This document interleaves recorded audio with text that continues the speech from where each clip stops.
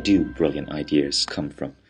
How do the world's most prolific artists, business people, thinkers, and inventors get the inspiration for the ideas, creations, and achievements? Was it the upbringing? Are they just really lucky? Or were they blessed with a gift most of us can only dream of? Or is there something else at work?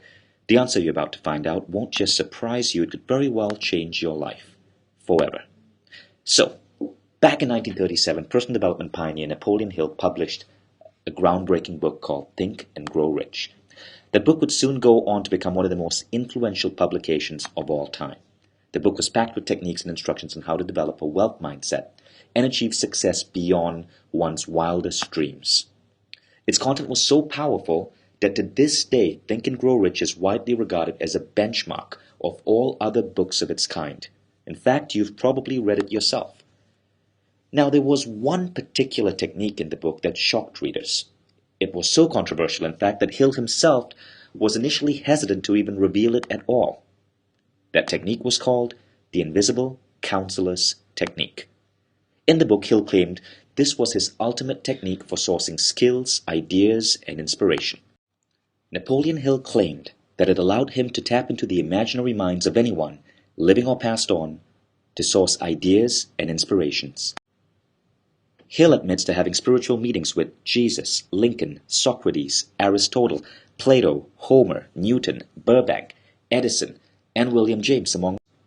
In fact, he said, while the meetings of my cabinet may be purely fictional, and the meetings exist only in my own imagination, they have led me into glorious paths of adventure, rekindled an appreciation of true greatness, encouraged creative endeavor, and emboldened the expression of honest thought. So, what if this technique worked for you? What if you could tap into an infinite storehouse of wisdom? What questions would you ask? How about questions like, what is my true passion in life? How can I start making money doing what I love? What can I do next to improve my health, relationships, sex life, business, career? What beliefs are limiting me from achieving my goal? What is the most important thing you want to tell me right now? How do I explain to my wife the lipstick stain on my collar? Well, here's how you can use the technique. So, this is taken right out of Napoleon Hill's Think and Grow Rich. Step 1. Just before going to sleep at night or during meditation, close your eyes and see in your imagination a group of people seated with you around a council table.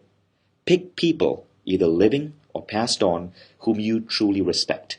These could be anyone from a grandfather or a father figure in your life, a mentor, or someone perhaps you've never met but greatly admire. Maybe a president of the United States, a best-selling author, successful entrepreneur, someone whom you think has a specific set of knowledge that can benefit you. Remember, you can invite anyone you like to sit at the council table. And when I say anyone, I mean anyone. They could be in another part of the world, they could be celebrities, famous politicians, they could even be alive or dead.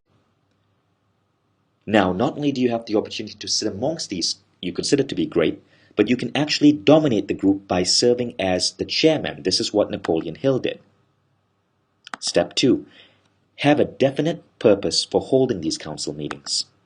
Hill explains his definitive purpose was to rebuild my own character so it could represent a composite of the characters of my imaginary counselors. So your definite purpose can be anything you want to change about yourself or your life. Since all this is going on in your own mind, your imagination really is the only limit. And now we come to step 3. Call on the council members for the knowledge you wish each to contribute.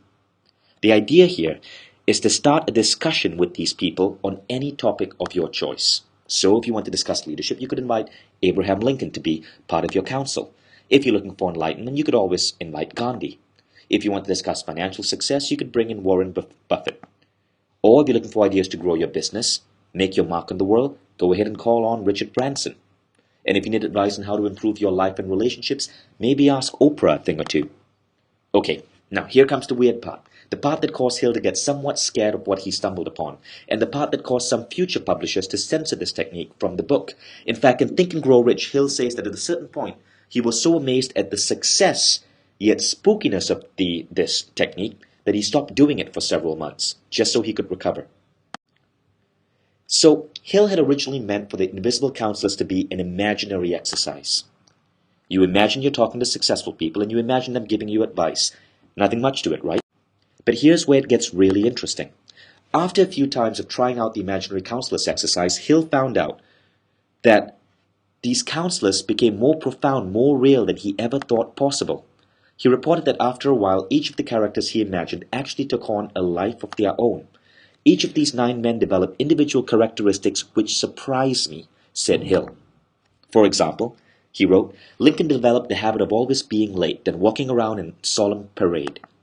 Burbank and Payne often indulged in witty repartee which seemed at times to shock the other members of the cabinet. One night, said Hill, Payne suggested that I prepare a lecture on the age of reason and deliver it from the pulpit of a church which I formerly attended. Many around the table laughed, but not Napoleon. He drew his mouth down at the corners and groaned. To him the church was but a pawn of the state, not to be reformed, but to be used as a convenient insider to mass activity by the people. So, really, on a number of occasions, the people he had invited would often give him advice and information that he could never have known by himself. But how was this possible? Now, if this was all going on just inside Hill's head, how could he be picturing, hearing, and learning things outside of his own comprehension? So what was really going on here? Was Hill really communicating with these people on some other plane of existence? Or did he just have an overactive imagination? So before you jump to any conclusions, consider this. Napoleon Hill was not alone. For centuries, some of the world's most successful and influential people have reported experiencing similar, inexplicable flashes of inspiration. Thomas Edison, one of the most prolific inventors of all time, was really fond of taking daytime naps. Miraculously, he'd wake up from these naps not with a headache, but with dozens of new ideas and inspirations for how to proceed with his research. Interestingly enough, Edison has been quoted as saying, "Ideas come from space." It's hard to believe, but it's true. Ideas come from out of space. And then there was Elias Howe, the inventor of the sewing machine. You may not know this, but Elias got the inspiration to create the sewing machine from a dream. Here's how he explains the dream. I was in Africa and was being chased by wild cannibals. They caught me and placed me in a huge pot. I kept trying to get out, but they kept forcing me back in with spears. The spears Howe saw in his dreams had holes in the tips. It was this bit of information that gave him the idea for the sewing machine needle, to put the hole not at the base of the needle, but at the tip of the needle. Walt Disney also had his unusual method of coming up with powerful ideas.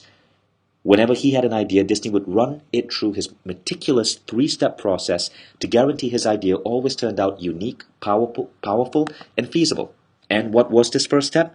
Did he analyze market conditions? No. Study the competition? No. Plan his budget? Not quite. He would simply close his eyes and daydream. So all these highly successful people have one thing in common. They had discovered how to tap into a force beyond the confines of the mind and to draw from it infinite amounts of wisdom, inspiration, and success. And you know what? You could be doing this too. Remember how in the movie The Matrix people were able to instantly download skills and abilities into their mind? What if that was real? Imagine that for a second. You could be a successful entrepreneur by downloading the right information you need to grow your business. Or you could be a better leader through the same way. Or an award-winning painter, a writer, a better lover, a better parent, a martial arts master, an in-demand speaker. In fact, imagine you could be anyone you want, do anything you want, and learn everything you want. Well, guess what? Hill, Edison, Howe, and Disney were right. Because these techniques, the one I just shared with you, the Napoleon Hill technique, plus many more which we're going to talk about soon, do exist. And these techniques are great at tapping into intuition and inspiration. And you're going to meet a man who has taken it to a whole new level. In our next video, we're going to share with you a man who has used this exact same technique, first pioneered by Napoleon Hill, but he's used it to start a $1 million business, become a master painter and photographer, find a soulmate 30 years younger than himself, and all just before his 80th birthday. A word of warning, you've probably never seen anything like this before. The technique I'm talking about is based on quantum physics, the theory of multiple universes, and new breakthroughs on the understanding of the power of the subconscious mind. Tomorrow you'll meet this extraordinary man and learn how to take Napoleon Hill's ideas to the next level. So stay tuned for our next video.